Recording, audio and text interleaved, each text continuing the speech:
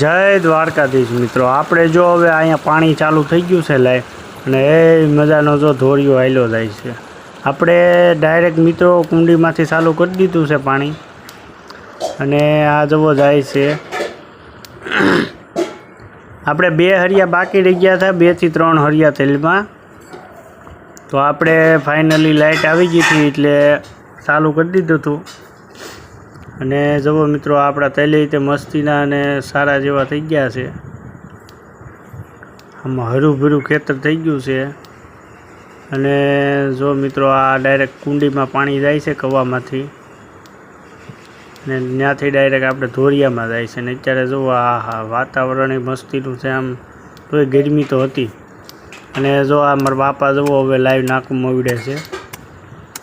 ઓલું હરિયું ભરાઈ ગયું છે એટલે હવે નાકું મવડી નાખે. જુઓ મિત્રો,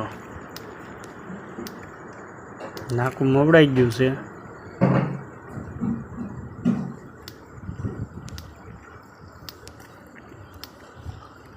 હવે એમાં આડી ગુણ મૂકવી પડે, જેથી કરીને આ જે પાળો કર્યો ને એ ફૂટી ન જાય, મતલબ નાકું ફૂટી ન જાય.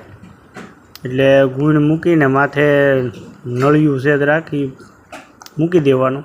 અને આ બાજુ પતરું મૂકવું પડશે, જેથી કરીને એ બાજુ વધારે મતલબ ઓલું ન થાય, ફૂટી ન જાય એ માટે. તો જો પતરું મૂકી દીધું છે, અને જોઈ શકો છો મિત્રો. તો હાલો, જય માતા.